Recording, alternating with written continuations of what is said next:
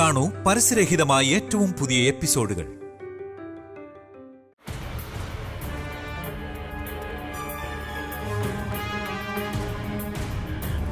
അങ്ങനെ കല്യാണം വിളിച്ചു കഴിഞ്ഞാ നീ ഒരു കാരണവശാലും പിന്നെ എതിർപ്പൊന്നും പറയരുത്. എന്നാ അമ്മയുടെ ഇഷ്ടം പോലെ അങ്ങ് ചെയ്തു. ഞാൻ ആ ദിവസം അങ്ങ് നിന്ന് തരാം. ഇനിയിപ്പോ അതിന്റെ പേരിൽ എന്നെ സംശയിക്കണ്ട രണ്ടാളും.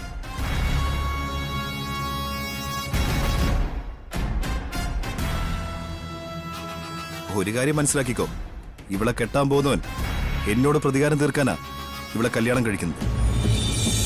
കാരണം ഒരു സമയത്ത് അവൻ ദീപയെ കെട്ടണ്ടെന്ന് പറഞ്ഞിട്ട് ഞാൻ കെട്ടിയെന്ന് മാത്രമല്ല, അന്ന് കല്യാണത്തിന്റെ അന്ന് അവന് ഞങ്ങളുടെ കല്യാണം നേരിട്ട് വന്ന് കാണേണ്ടി വന്നു.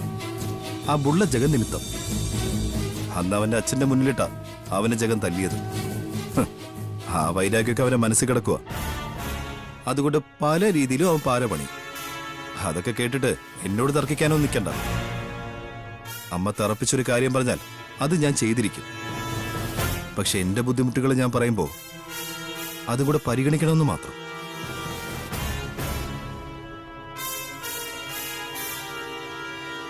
അവനോട് കാർത്തിക്ക് വൈരാഗ്യമുണ്ടെന്നുള്ള കാര്യം സത്യം തന്നെയാ. എങ്കിലും കല്യാണം നമ്മള് തള്ളി നീക്കുന്നത് ശരിയല്ല അമ്മേ. ഒരുത്തിയെ പെട്ടെന്ന് വീട്ടിലേക്ക് കെട്ടി എഴുന്നള്ളിച്ച് കൊണ്ടുവന്ന വീണ്ടും യുദ്ധം നടക്കുമെന്നൊന്നും പറയാൻ പറ്റില്ല. അതിന് അമ്മയോടെ നിൽക്കാതിരുന്നാ മതി. അവരിവിടെ താമസിച്ചോട്ടെ. അമ്മ കുടുംബത്ത് പോയി താമസിക്ക്. ഞാൻ കാർത്തിയായിട്ട് ഈ നാട്ടിൽ തന്നെ ഉണ്ടല്ലോ. അപ്പൊ നമുക്ക് ഇടയ്ക്കിടയ്ക്ക് അവിടെയും ഇവിടെയും കാർത്തിയുടെ വീട്ടിലൊക്കെ ആയിട്ട് മുന്നോട്ട് പോവാല്ലോ. അങ്ങനെ മരുമകളായിട്ട് വരുന്നവളെ അവന്റെ ഒപ്പം വിട്ടുകൊടുക്കുന്നത് ശരിയല്ല. പിന്നെ എല്ലാ മരുമക്കളുമായിട്ട് തല്ലും വഴക്കും കൂടി ഈ ബന്ധം കൂടി ഇല്ലാതായ ഇവന്റെ ചിലപ്പോ സ്വഭാവം മാറിയെന്നിരിക്കും. അതും പ്രശ്നമാണ്. എന്തായാലും ആലോചിച്ചിട്ട് വേണ്ടത് ചെയ്യാം.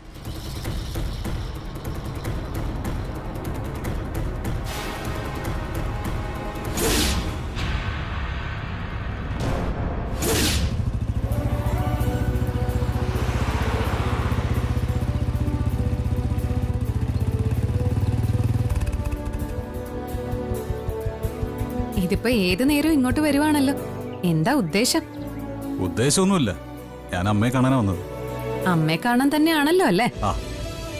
എന്തെങ്കിലും തെറ്റിദ്ധാരണ മനസ്സിലുണ്ടെങ്കിൽ ഞാനങ്ങ് പോയേക്കാം. എനിക്ക് ഒരു തെറ്റിദ്ധാരണയില്ല. പറയുന്നത് 100% ശരിയായിരുന്നാ മതി. അല്ല, ഇവിടെ അമ്മയല്ലാതെ എനിക്ക് വന്ന് കാണാൻ മറ്റ് അപൂർവ വസ്തുക്കളൊന്നുമില്ലല്ലോ. ഈ ഇടയായിട്ടെ മനസ്സിനെ നിയന്ത്രിക്കാൻ കഴിയുന്ന ആൾക്ക് അതിന് കഴിയുന്നില്ലയോന്നൊരു സംശയം. എന്റെ മനസ്സളക്കാനുള്ള യന്ത്രം വല്ലതും തന്റെ കയ്യിലുണ്ടോ? ഉണ്ടെന്നാണ് വിശ്വാസം. എങ്കിൽ ആ വിശ്വാസം തെറ്റാ. എനിക്ക് എന്നെ കുറിച്ച് നന്നായിട്ട് അറിയാം. അങ്ങനെ ആടി ഇളകുന്ന മനസ്സൊന്നും അല്ല എന്റേത്. എന്നാ കേട്ടോ, ഇയാൾ ഇവിടെ വരുന്നതേ എനിക്ക് ഭയങ്കര ഇഷ്ടാ. എന്റെ അമ്മയ്ക്ക് അതിനേക്കാളും ഇഷ്ടാ. അതെനിക്കറിയാം. തന്റെ അമ്മ ഇടയ്ക്കിടയ്ക്ക് ഇവിടെ വരണമെന്ന് പറഞ്ഞിട്ടുണ്ടല്ലോ. ഭാവാ. അമ്മേ, കേറിവാ.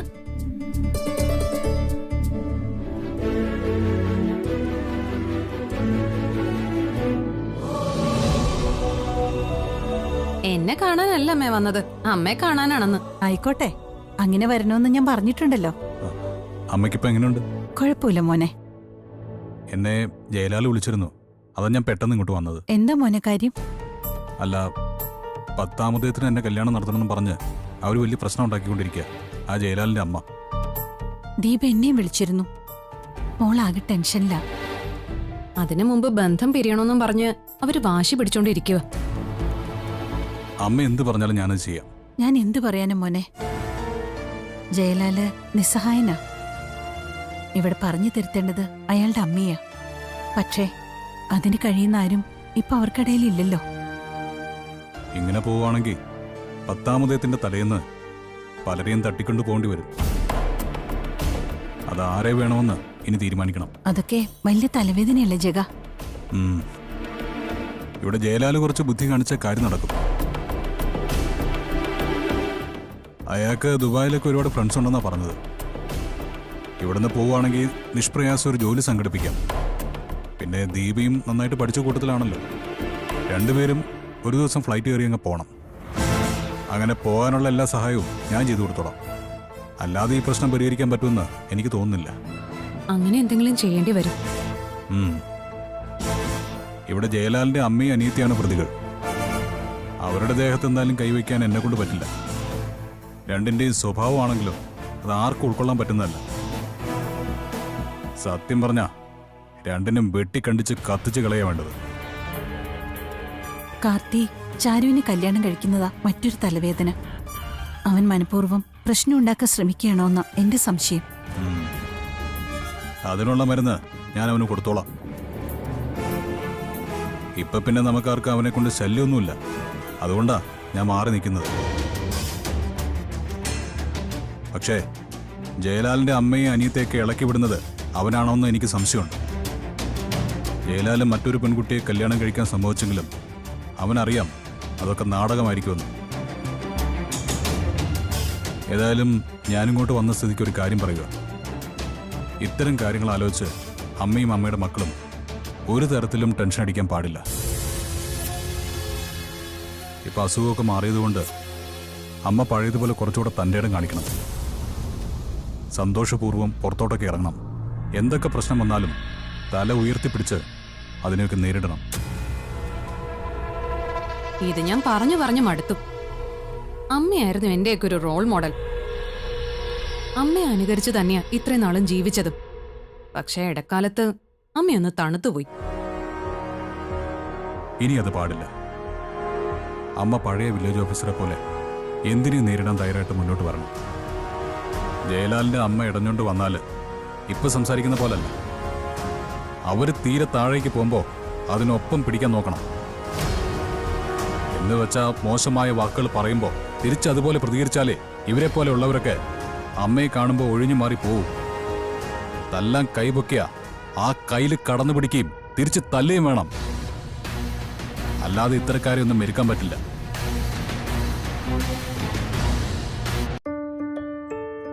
ഞാനെന്നാ ഇടയ്ക്കിങ്ങോട്ട് വരാം.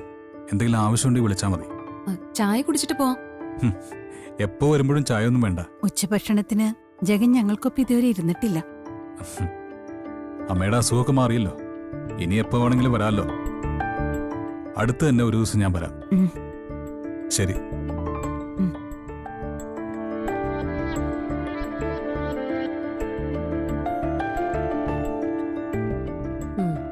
ഇപ്പൊ ഒരു മോൻ അയാളുടെ വഴിക്ക് പോയതുകൊണ്ട് ജഗനെ അമ്മ മോനെ പോലെ സ്നേഹിക്കുന്ന. ആ മോൻ പറഞ്ഞു കഴിഞ്ഞു അമ്മ മാറണോന്ന്.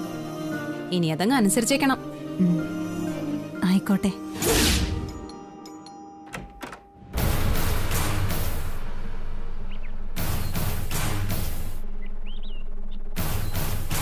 എന്താ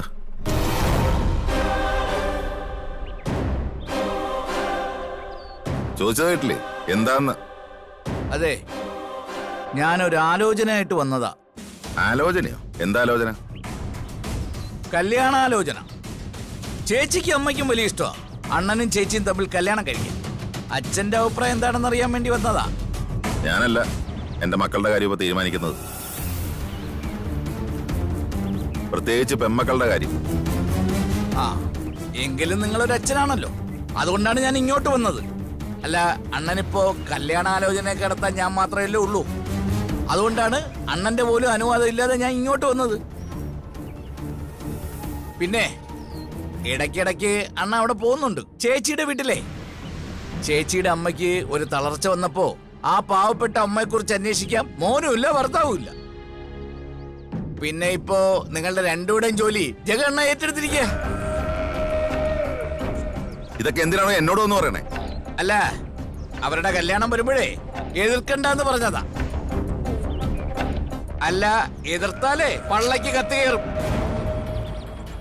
ഏത് വലിയ വക്കീലായാലും ശരി, കത്തി എത്തേണ്ട സ്ഥലത്ത് എത്തിക്കഴിഞ്ഞാലേ ഉടല് പുറത്തിയാടും. എനിക്കിപ്പോ ആ വീടുമായിട്ട് ഒരു ബന്ധവുമില്ല. അതുകൊണ്ട് ഇയാൾ വന്നാൽ എന്നോട് പറയേണ്ട കാര്യവുമില്ല. അത് മാത്രം പറയാൻ വേണ്ടിയല്ല ഞാൻ വന്നത്. പിന്നെ നിങ്ങളുടെ മോളെയും മരുമോനെയും തമ്മിൽ പിരിക്കാനാണോ വക്കീൽ സാറിന്റെ പരിപാടി? അതും എനിക്കറിയാത്ത വിഷയമാ. അങ്ങനെ അറിയാന്നുള്ള ഒരുത്തനുണ്ട്, കാർത്തികേയൻ. അവൻ ജയലാലണ്ണന്റെ പെങ്ങളെ കെട്ടാൻ വേണ്ടി നടക്കുകയാ. അത് നടന്നെന്ന് പറഞ്ഞാ മതി. അത് അവനോട് പോയി പറഞ്ഞൂടെ? എന്നോട് എന്തിനാ പറയുന്നേ? അല്ല, അത് ഇവിടെ പറഞ്ഞാൽ അവന്റെ കാതിൽ എത്തുമല്ലോ. നിങ്ങൾ തമ്മിൽ അത്രയ്ക്ക് മച്ചാനും അല്ലേ? ഞങ്ങൾ തമ്മിൽ അങ്ങനെ ഒരു ബന്ധവുമില്ല. ഒന്ന് ചുമ്മാ ഇരി സാറേ. അവന്റെ പിന്നിൽ ഞങ്ങളുടെ പിള്ളേരുണ്ട്. അവൻ എവിടെ പോകുന്നു, അവൻ ആരെയൊക്കെ കാണുന്നു, അതൊക്കെ കൃത്യമായിട്ട് അവര് നോക്കിണ്ടിരിക്കുക. വെറുതെ അവനോടൊപ്പം കൂടി സാറ് സ്വന്തം തടി കേടാക്കണ്ട. അപ്പൊ പറഞ്ഞതൊക്കെ ഓർമ്മ ഉണ്ടല്ലോ. വെറുതെ അവനോടൊപ്പം കൂടി വക്കീലിന്റെ ആയുസ് കുറയ്ക്കണ്ട. ഇത് അണ്ണൻ ഇവിടെ ഒന്ന് പറയാനുള്ള അവസരം ഉണ്ടാക്കരുത്. ഏത് മനസ്സിലായല്ലോ?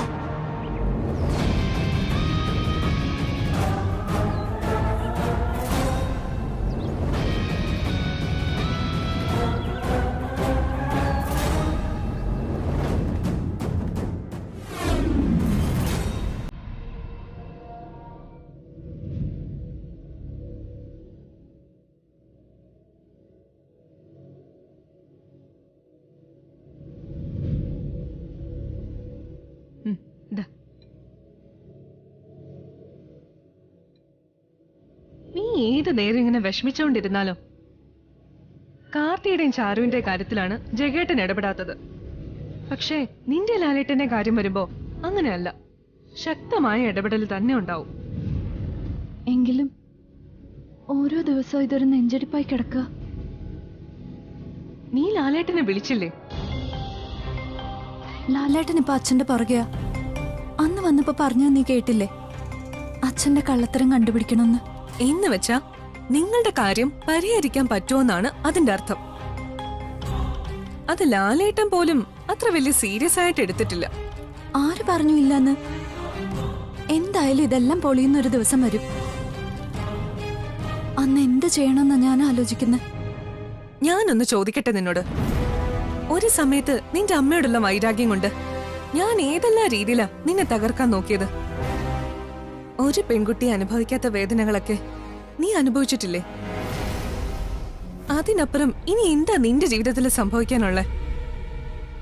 അന്ന് ആത്മഹത്യയെക്കുറിച്ച് പോലും നീ ചിന്തിച്ചതല്ലേ? ശരീരം തളർന്ന് ഹോസ്പിറ്റലിൽ അഡ്മിറ്റ് ആയതല്ലേ? ഒന്ന് വീടിന് പുറത്തിറങ്ങാൻ കഴിയാത്ത വിധം തളയ്ക്കപ്പെട്ടില്ലേ? എന്നിട്ടും നിനക്ക് നല്ലൊരു ജീവിതം കിട്ടി. അത് നിന്റെ മനസ്സിലെ നന്മ കൊണ്ടും നീ വിശ്വസിക്കുന്ന ദൈവങ്ങളുടെ ശക്തി കൊണ്ടുവാ. ഇപ്പോ ഒരു സമയത്ത് നിന്റെ ശത്രുവായി നടന്ന ഞാൻ ഉൾപ്പെടെ ഒരുപാട് പേര് നിന്റെ ചുറ്റിനുമുണ്ട് നിന്റെ പ്രശ്നങ്ങൾ ഏറ്റെടുക്കാൻ. പിന്നെ നീ ആരെയാ പേടിക്കുന്നേ? ഇനി ലാലേട്ടന്റെ അമ്മയെ ചീറ്റ് ചെയ്തെന്ന് അറിഞ്ഞാ അവരെന്ത് ചെയ്യുമെന്ന് പറയാൻ പറ്റൂല. അവരെന്തെങ്കിലും കടുങ്കൈ ചെയ്താ അത് പിന്നെ ജീവിതകാലം മുഴുവൻ ലാലേട്ടനൊരു വേദനയാവില്ലേ? ആ, കുറച്ചു ദിവസം വേദന കാണും, പിന്നെ അതൊരു ആശ്വാസമായിട്ട് കരുതും. അങ്ങനെ സ്വാർത്ഥതയുള്ള ഒരാളല്ല ആ അമ്മയുടെ മോൻ. എല്ലാവരും കൂടെ കാണണമെന്ന് ആഗ്രഹിക്കുന്ന കൂട്ടത്തില. നീ ഒരു കാര്യം മനസ്സിലാക്കിക്കോ. നിങ്ങൾക്ക് രണ്ടാൾക്കും ആരെയും ഭയക്കാതെ ഒന്നിച്ച് ജീവിക്കാനുള്ള അവസരം വന്നു ചേരും.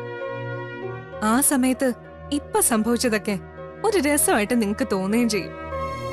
അന്ന് നമുക്കിതൊക്കെ പറഞ്ഞു ചിരിക്കാം. പിന്നെ ഒരു കാര്യത്തെക്കുറിച്ച് ചിന്തിച്ച് ഒരുപാട് ഭയക്കുവാണെങ്കിൽ ചിലപ്പോ നമ്മൾ വിചാരിച്ച പോലെ കാര്യങ്ങളൊന്നും നടക്കണമെന്നില്ല. അതുകൊണ്ട് നീ പോസിറ്റീവായിട്ട് മാത്രം ചിന്തിച്ചാ മതി. നിനക്ക് പിടിവാശിക്കാരിയായ ലാലേട്ടന്റെ അമ്മയെക്കുറിച്ചും പെങ്ങളെക്കുറിച്ചും ഒക്കെ ചിന്തിക്കേണ്ട ഒരു കാര്യവുമില്ല. അവരൊക്കെ അങ്ങനെ ആയിപ്പോയതുകൊണ്ട് നീ നിന്റെ ഭർത്താവിനെ കുറിച്ച് മാത്രം ചിന്തിച്ചാ മതി. ലാലേട്ടനുമായി ഒന്നിച്ച് സമാധാനത്തോടെ മാത്രം ജീവിക്കുന്നത് സ്വപ്നം കണ്ടാ മതി. നടക്കോ രചനെ? നടക്കും, ഇതേ നടക്കൂ. നല്ലൊരു ജീവിതം കിട്ടാൻ പോകുന്നതിന് മുൻപുള്ള പരീക്ഷണങ്ങളാ ഇതൊക്കെ. അതിന് അതിൻ്റെതായ പ്രാധാന്യം കൊടുത്താൽ മതി. അതുകൊണ്ട് ഇപ്പൊ സംഭവിച്ചതിനൊന്നും വലിയ പ്രാധാന്യം കൊടുക്കണ്ട. ആ, നീ പെട്ടെന്ന് റെഡിയാവും. നമുക്ക് കുട്ടികൾക്ക് 4 അക്ഷരം പറഞ്ഞു കൊടുക്കാം.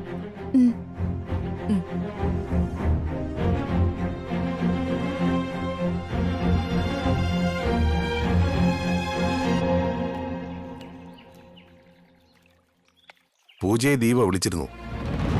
10ാം ഉദയത്തിന് നിന്റെ ഹരിതയുടെ കല്യാണം ഫിക്സ് ചെയ്യാൻ അമ്മ തീരുമാനിച്ചു കഴിഞ്ഞു. അതിന്റെ ഭയവും സങ്കടമൊക്കെ ദീപപൂജയോട് പറഞ്ഞിട്ടുണ്ട്. അവളുടെ അമ്മയാണെങ്കിൽ നമ്മുടെ അമ്മയെ കോടതി കെട്ടണമെന്നാണ് പറയുന്നത്. ജയിലിൽ നിന്ന് നമ്മൾ അമ്മയെ പുറത്തിറക്കിയതിന്റെ പേരിൽ ഇപ്പൊ എന്റെ അമ്മായിയമ്മ എന്നെ വിമർശിച്ചുകൊണ്ടിരിക്കുക. നമുക്ക് എന്ത് ചെയ്യാൻ പറ്റും ഏട്ടാ?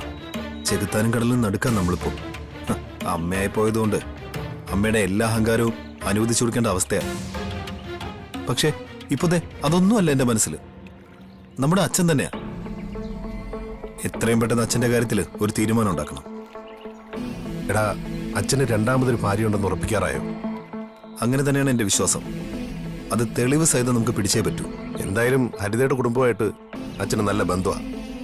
അവര് തമ്മിൽ നിരന്തരം സംസാരിക്കുന്നുണ്ട്. ആ വീടിനകത്ത് അച്ഛനുണ്ട്. പിന്നെ എന്തിനാ ഗുരുവാരാണെന്ന് പറഞ്ഞത്? അതിന്റെ കാരണം അച്ഛൻ വ്യക്തമാക്കണം. എനിക്കത്രേ ഉള്ളൂ. ഇന്നോ നാളെയോ ഇതിനൊക്കെയുള്ള ഉത്തരം ഞാൻ കണ്ടെത്തിയിരിക്കും. എടാ, ഞാനും ആകാംക്ഷയില്ല. നിനക്ക് എന്ത് സപ്പോർട്ട് വേണമെങ്കിലും ഞാൻ ചെയ്തു തരാം. ഹരിതയുടെ വീട്ടിലേക്ക് ഞാൻ പോയാലും അമ്മയും ചാരും സംശയിക്കില്ല. കെട്ടാൻ പോകുന്ന പെണ്ണിന്റെ വീട്ടിലേക്ക് ഇടയ്ക്കിടയ്ക്ക് പോകുന്നതിന് ദേഷ്യം മാത്രമേ അമ്മയ്ക്കുള്ളൂ. അല്ലാതെ അവിടെ വെച്ച് എന്നെ കണ്ടെന്ന് കരുതി അമ്മയ്ക്ക് സംശയമൊന്നും ഉണ്ടാവില്ല. ഈ ഹരിതയുടെ വീട്ടിലേക്ക് ഞാൻ വരാൻ സമയമായോ? അതിനുള്ള സമയം വരും. ഞാൻ പറയാം. അന്ന് കൃത്യമായിട്ട് അവിടെ എത്തിയിരിക്കണം. എന്നാലും അച്ഛൻ ഇത്രയൊക്കെ ധൈര്യമുണ്ടോ? ഇനിയിപ്പോ നമ്മൾ സംശയിക്കുന്നത് പോലെ ഹരിതയുടെ അമ്മയും അച്ഛനും തമ്മിലൊരു ബന്ധം ഉണ്ടെങ്കിൽ അവരുമായിട്ട് ബൈക്ക് ചുറ്റിക്കറങ്ങുന്നത് അബദ്ധമാണെന്ന് അച്ഛന് നന്നായിട്ട് അറിയാം. അത് ഈ നാട്ടില്.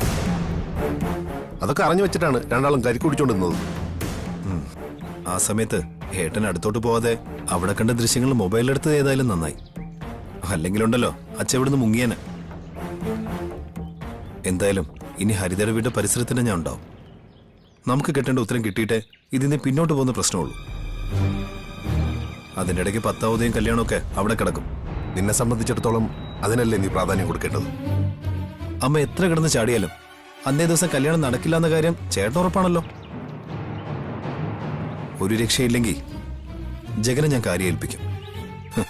അയാളത് വേണ്ട രീതിയിൽ കൈകാര്യം ചെയ്തോളൂ. എന്തെങ്കിലും സഹായം വേണമെങ്കിൽ ചോദിക്കണമെന്ന് ജഗൻ പറഞ്ഞിരിക്കുക.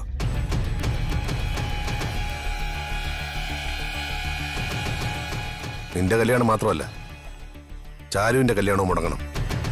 കാർത്തിയെ പോലൊരുത്തൻ ഒരിക്കലും അവൾക്ക് ഭർത്താവായി വരാൻ പാടില്ല.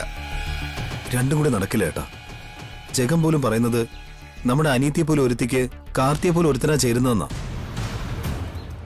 എടാ, അങ്ങനെ നമുക്ക് ചിന്തിക്കാൻ പറ്റൂടാ. ഇനിയിപ്പോ നമ്മളവളെ രക്ഷിക്കാൻ നടന്നൊരു കാര്യമില്ല ഏട്ടാ. അമ്മയെ അതേപടി പകർത്തി അവള് പോയി ജീവിക്കട്ടെ, അനുഭവിക്കട്ടെ. അല്ലാതെ പാവം പിടിച്ചൊരു പയ്യനെ അവൾക്ക് വേണ്ടി കണ്ടെത്തിയിട്ട് അവനായിട്ട് കഷ്ടപ്പെടുത്തുന്നത് എന്തിനാ? കാർത്തിയായിട്ടുള്ള ജീവിതം തുടങ്ങി കഴിഞ്ഞാൽ പിന്നെ അടിയും വഴക്കും കേസും കോടതിയും ഒക്കെ ഉറപ്പാ.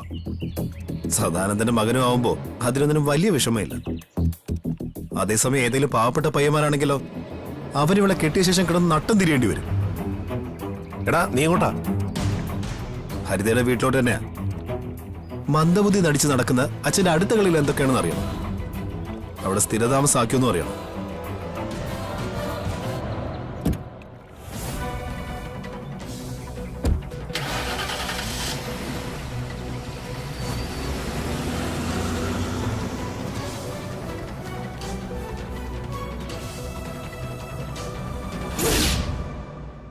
ആ, ഇന്ന് മോള് പോയിട്ട് വരുമ്പോ അറിയാം യാത്ര പോകാൻ പറ്റുമെന്ന്. ജയൻ ലീവൊക്കെ കൊടുക്കും. പിന്നെ പ്രശ്നം ചാരുവാ. അവള് വേണമെങ്കിൽ പോവാൻ പറ്റില്ലെന്ന് പറഞ്ഞോളയും. അവളാണല്ലോ ഇപ്പൊ കമ്പനി ഭരിക്കുന്നത്. അച്ഛനൊപ്പം ഞങ്ങൾ പോന്നെന്ന് ജയൻ അറിയില്ലല്ലോ. എന്താ, അറിയിക്കണോ? അറിയിക്കണമെങ്കിൽ അറിയിക്കാം. ഞങ്ങൾക്ക് പേടിയൊന്നുമില്ല.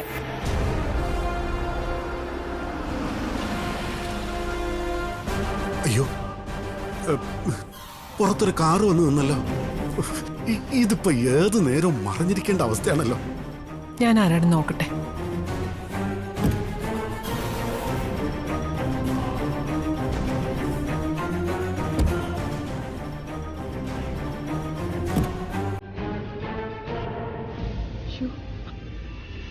ജയന, അകത്തേക്ക് പൊയ്ക്കോ. അയ്യോ,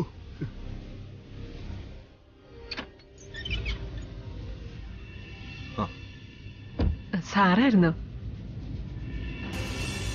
സാറെന്താ ഈ സമയത്ത്? മാർക്കറ്റിൽ പോയപ്പോ ഇവിടത്തേക്കും കൂടി കുറച്ച് സാധനം വാങ്ങി. അല്ല, അമ്മയും മോളും തനിച്ചല്ലേ ഉള്ളൂ. അച്ഛൻ പ്രത്യേകം പറഞ്ഞിട്ടുണ്ട് ഇവിടുത്തെ കാര്യങ്ങളൊക്കെ നോക്കണമെന്ന്. ആ ദാ. അയ്യോ, ഇതിന്റെ ആവശ്യമൊന്നും ഇല്ലായിരുന്നു. ഞാനും മോളും കൂടി പുറത്തുപോയി എല്ലാം വാങ്ങിയതാ. എന്നാലും കുഴപ്പമില്ലെന്നേ, ഇതിരിക്കട്ടെ. സാറ് കയറി ഇരിക്കുന്നോ? ഏയ്, ഞാൻ കയറുന്നില്ല, കുറച്ച് തിരക്കുണ്ട്. ഇപ്പൊ ഇത് തരാനായിട്ട് വന്നതാ. പിന്നെ എന്താവശ്യമുണ്ടെങ്കിലും വിളിക്കാൻ മടിക്കണ്ട. ഹരിത ഇപ്പോ എനിക്ക് ദീപയ്ക്ക് വേണ്ടി ഒരുപാട് റിസ്ക് എടുക്കുന്നുണ്ട്. അതുകൊണ്ട് തന്നെ നിങ്ങളുടെ കാര്യം കൂടെ നോക്കേണ്ടത് ഇപ്പൊ എന്റെയും കൂടെ ഉത്തരവാദിത്തമല്ലേ? ഓ, അതൊന്നും വേണ്ട സാറേ. സാറിന്റെ അച്ഛൻ പറഞ്ഞതുകൊണ്ടാ മോൾ ഇതൊക്കെ ചെയ്യുന്നത്. ഞാൻ പറഞ്ഞല്ലോ, എന്റെ അച്ഛൻ പറഞ്ഞോണ്ട് തന്നെയാ ഞാനും ഇതൊക്കെ ചെയ്യുന്നതെന്ന്. ആ, പിന്നെ അച്ഛൻ വിളിക്കാൻ പറ്റുമോ ചെയ്തായിരുന്നോ? ഇല്ല, വിളിച്ചില്ല. അല്ല, അച്ഛൻ ഇവിടെ എവിടെയെങ്കിലും ഒരു വീട് എടുത്ത് കൊടുത്താലോ എന്ന് ആലോചിക്കുക. ഇപ്പോ ദീപയുടെ വീട്ടിൽ ദീപയും രചനയും മാത്രമേ ഉള്ളൂ. അവിടെ അച്ഛനെ താമസിക്കാൻ മുറിയുണ്ട്. അങ്ങോട്ട് പോയാലും കുഴപ്പമില്ലല്ലോ. അത് നല്ല കാര്യ. ഇടയ്ക്ക് വേണമെങ്കിൽ ഇവിടെ വന്ന് താമസിക്കാലോ. ശരി.